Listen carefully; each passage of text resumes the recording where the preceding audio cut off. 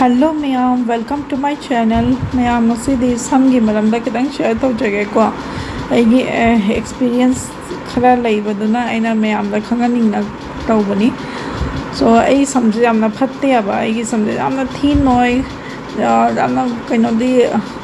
यामना quantity सु यामना ली दुना अफबा थबा अमा अइना ngasi मैम दा शेयर तौनिंगना अइना जेंगलकपनी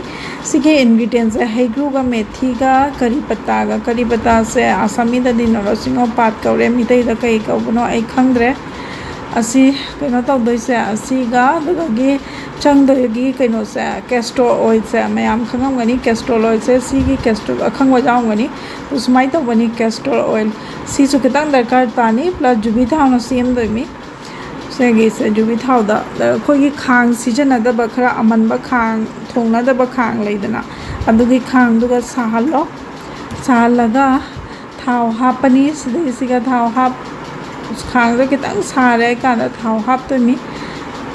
थाव से एकदम बॉयल होइना साहन दो जाम साहन दो नते कितंग लुम्बु लुम्बु दनी साहन दो से लोई फमजले कइनो तौबनी ना दना थाव से हापनी हाप लोएगा माका कइनो हापनी करी पत्ता मु हापनी थाव से हाप लोया करी पत्ता हापे दुगी मेथी सु हापनी मेथी हापगा कितना साहलगा ने कादी कहंदबा मई लो फ्लेम दा थमगा ने कितना साहलगा सुमाइना कितना सौरकप मतम से थमबा कितना हो खायरगा कादी कहंदबा मई जामना लोदा थमगदबा सुमाइना तौलोगने गैस से ऑफ तौबीबा ऑफ तौबीरकांदा मागे अखोइगी ngsaigi aina ukhiba haigu ani do grinder da ta ani ta aga magi juice to ado lawthoni ta se haigu ani sigi juice to semoraga adana chumdoga ba inga kanda thau se inga kanda sigi castor oil siga inghal kanda duga ani do mix tawdoini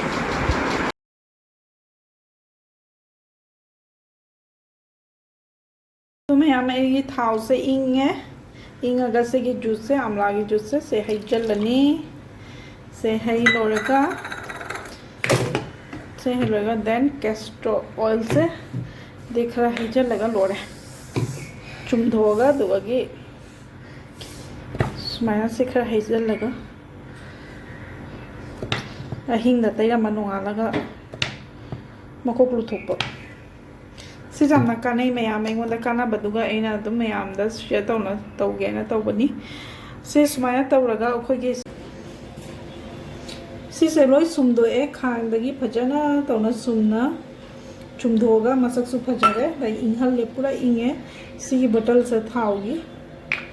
सेगे सुमाइना hazel थमबदो तैनिंग मतमदा फजना तैरबदो यारे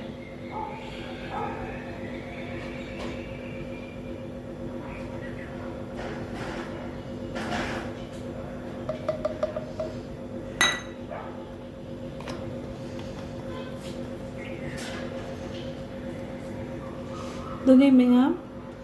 Ringo सुमाइना तैबा यारे को नुवाइना सो सम फतदी सम जामना थी नोइरदी ma'am सिगी pot से तैबिउ नुंहांगदा नोंगालगा फजना Lutho जामना काना बनी because एगी समसे अफबा सम नतेबा कइनोगी जामना थी नोइबा ngasi तुमगा हेंग कोकलुम ददी अंकमो जामना फजदबा कइनो इनप नपसन बा दुमाइ तौबा सिगे एना से यूज तौबदगिना मे एगी फ्रेंड अमना ताक्रगना तौबनी जो जामना काना दुगा एना मैम दम शेयर तौनिंगना तौबनी